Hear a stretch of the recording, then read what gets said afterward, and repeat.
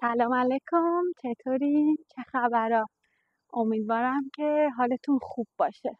خب این یه ویدیوی جذاب میتونه باشه چون قراره در مورد حساب بانکی، سرمایه گذاری، سپرده بانکی، اینکه چقدر سود میده اینا رو صحبت کنم. ولی نکته این ویدیو چیه؟ آخر ویدیو میخوام بگم که این سپرده گذاری تو بانک‌های ترکیه که ازش حرف میزنن که حالا میگن 57% سود میده، 47% سود میده و اینا، یه باگ خیلی بزرگ داره که کسی اینو تا حالا مطرح نکرده. پس تا آخر ویدیو با من باش، ویدیو رو تماشا کن. اگه لایک و سابسکرایب هم نکردی همین الان ویدیو رو لایک و سابسکرایب کن، پس بزن بریم. خب اول از همه میدونید که توی ترکیه 3 بانک بیشتر نیستن که برای ایرانیا حساب باز میکنن. خیلی از یوتیوبرها راجع به اینا صحبت کردن، من زیاد وارد جزئیاتش نمیشم. همون واکیف، ایشه و زراعته که زراعت بانک دولتیه. واکیف بانک الان 47% سود میده که بیشترین سودو میده. البته این دیدن این مقدار سودا کار سختی نیست. وارد اپلیکیشن که بشی یا توی اینترنت هم که یه سرچ ساده کنید همه جا راجبش صحبت کردن که چقدر سود میده. زراعت هم که کمترین سودو میده، که حالا هر کدوم از اینا شرایط خاص خودشو داره. که شما مرحله اول اینه که خب حساب باز کنید. بعد از اینکه حساب باز کنید شما مبلغی که واریز میکنید وارد حساب جاریتون میشه که بعدش باید درخواست بدید که حالا واسه سپرده گذاری، یعنی روی حسابتون سود بگیرید. حالا این درخواست هم میتونه از طریق اپلیکیشن باشه، هم میشه که از طریق حضوری برید توی بانک و درخواست بدید که این کار رو براتون انجام بده. سپرده گذاری هم که حالا همون 1 ماهه هست، 3 ماهه، 6 ماهه، 9 ماهه، 1 ساله، که مبلغ سودی رو که میگن در طول سال میدن تقسیم میشه روی ماه. حالا شما اگه 1 ماه باز کنید یا 3 ماهه یا 6 ماهه، که اون بازم تصمیمش با شماست که بخواین چطوری سپرده گذاری. حالا که اومدم بیرون اینجا رو هم بهتون نشون میدم. اینجا همون منطقه ماست دیگه، نالی دره. تو محله ها از این پارک ها هست که وسایل ورزشی میتونید ورزش کنید. البته الان سر ظهر زیاد کسی نیست. اونجا هم که جنگله. از دیروز تا حالا آتش سوزی شدیدی شده توی ازمیر، اما اونور آبه سمت کارشیاکا و چیلی خیلی بد داره میسوزه. کلا چیز که میشه، تابستون که میشه حتی 2 ماه اینا ممنوع میکنن که آتیش اینجا روشن، یعنی کمپ و اینا آتیش روشن نکنن مردم واسه کباب و اینا. ولی خب اینا هم رعایت نکردن، یعنی 7 تا 8 تا محله رو سوزونده، داغون شده اصلا. ولی خب خدا رو شکر به این منطقه ما نرسیده. و ببینید آتش سوزی زیاده که خیلی از خونه ها تخلیه کردن. یعنی پلیس اومده گفته که در از 10 دقیقه باید تخلیه کنید. بعد اون قسمت ها چون بالای کوهه یا عالم رستوران و اینا هم هست، بنده خدا رستوران ها، مغازه همه خیلی بد آتیش گرفته، اصلا مثل افتضاحی شده. یعنی خدا کمک کنه. شهردار اون منطقه هم سریع اعلام کرده که نیاز به کمک داریم. حالا هم مردم عادی، کلا مثلا این پیکیا، شهرداری های منطقه های دیگه همه رفتن کمک. بعد چیز کردن، یه هواپیماهای مخصوصی هست میاد از توی دریا آب میبره، آب میپاشه مثل بارون. حالا میگفتن که یه سری منطقه ها رو تونستن مهار کنن، ولی خب یه سری منطقه ها رو هنوز نتونستن مهار کنن.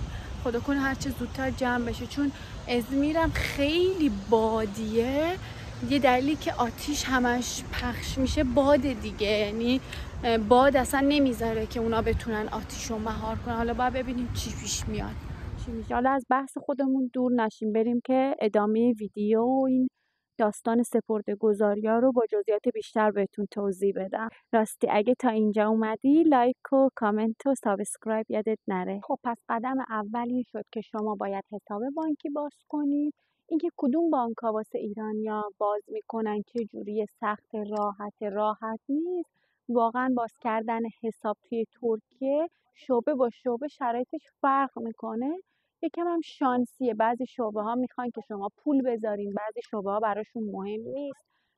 یه سری شرایط خاص خودشو داره. حالا اگه براتون سواله کامنت بذارید که من به سوالاتون جواب بدم. ولی در حالت عادی ایرانیا میتونن حساب باز کنن، مشکلی نداره. حالا سوالی که پیش میاد اینه که آیا منطقی اصلا پولو بذارین تو بانک ترکیه سودشو بگیرین یا این کارو نکنین پولو دلار نگه دارین؟ کدومش منطقیه کدومش به صرفه؟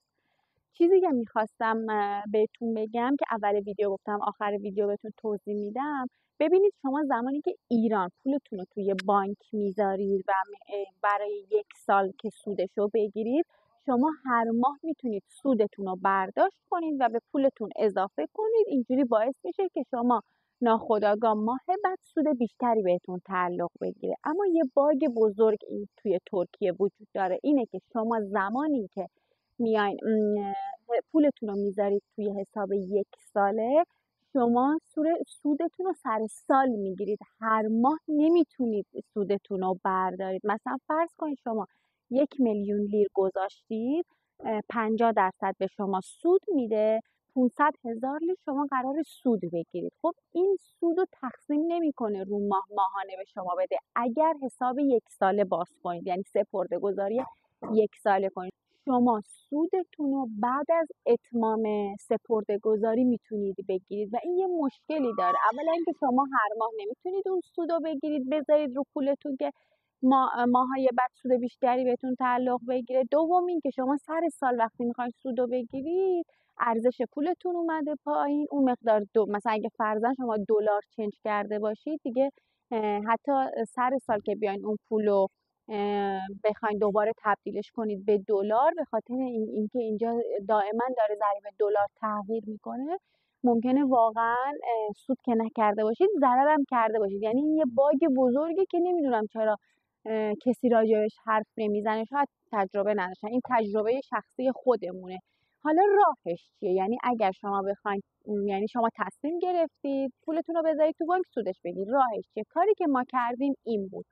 ما می اومدیم حسابمون رو ماهانه می‌بستیم برای سپرده‌گذاری، یعنی 32 روز، و هر 32 روز مجدد حسابو برای سپرده‌گذاری مثلا باز می‌کردیم. خب ولی اینم یه ریسکی داره. ریسکش اینه که ماه به ماه ممکنه سودی که به شما تعلق میگیره متفاوته، ولی در عوض سودی رو که ماه به ما دریافت می‌کردیم به خود اصل پول اضافه می‌کردیم. حالا یه ماه ممکن بود سپرده رو با سود مثلا 35% باز کنن، یه بار ممکنه با سود 45% باز کنن.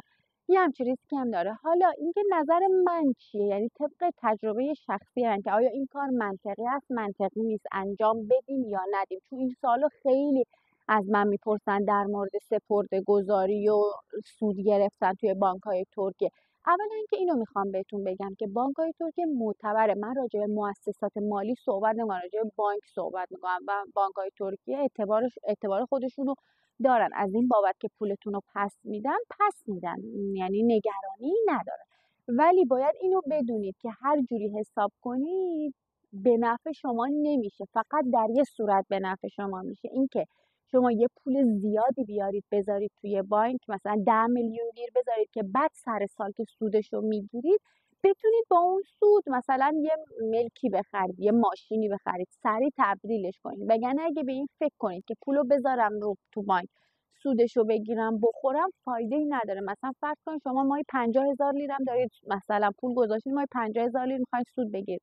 وقتی اینجا دائم یه جوریه که دلار داره بالا پایین میشه، یعنی در واقع اینجا هزینه ها به دلار داره جابجا میشه، 50,000 لیر یهو میبینی دردی از شما دوا نمیکنه.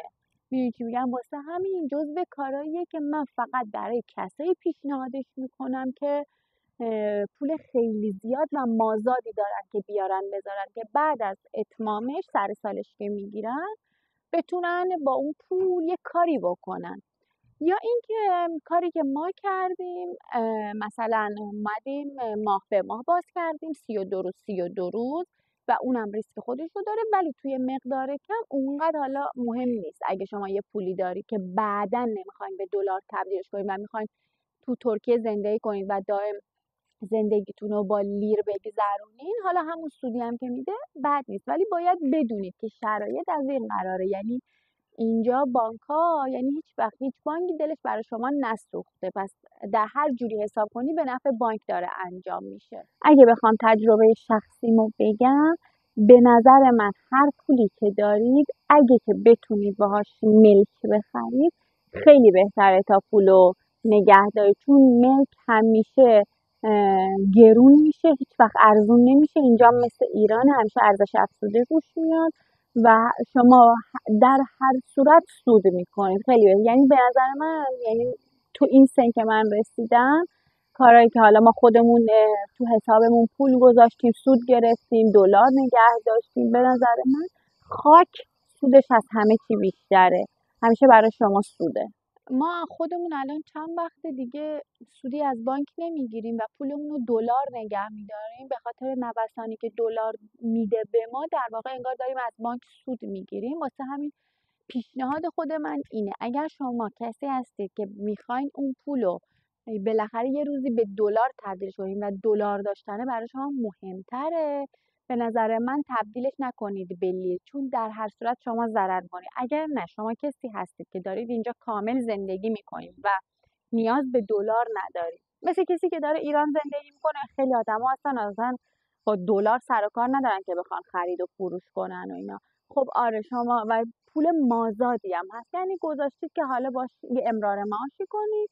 آره اون میتونید بذاریدش توی بانک، ولی بازم پیشنهاد من اینه که مثلا حداقل اینه که ما 3 ماه حساب و سپرده رو باز کنیم، 1 ساله سپرده رو باز نکنیم، چون آدم نمیدونه چه اتفاقی میفته. یا ممکنه شما قبل از 1 سالتون هم بخواین اون پول رو در بیارید، قبل از اینکه تاریخ سپرده گذاریتون تموم شه، اونم یه جور دیگه دوباره ضرر کنید، چون دوباره سود رو به شما نمیده.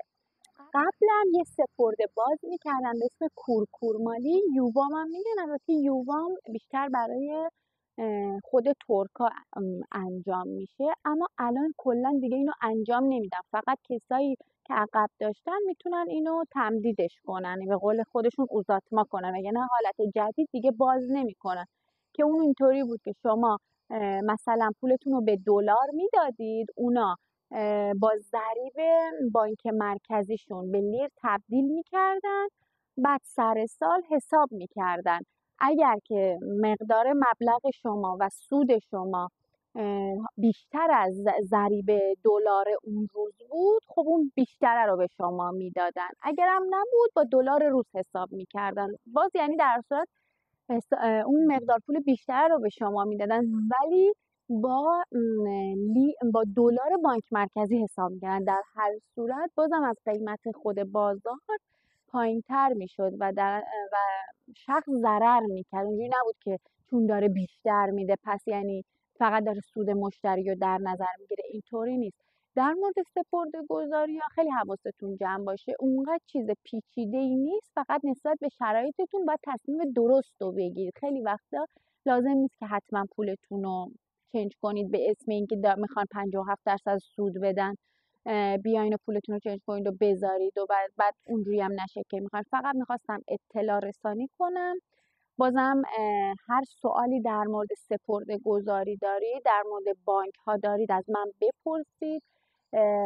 در مورد کردیت هم حتما ویدیو خواهم ساخت. امیدوارم از این ویدیو خوشت اومده باشه. به امید موفقیت تک تکتون. شاد باشید. خدا نگهدار.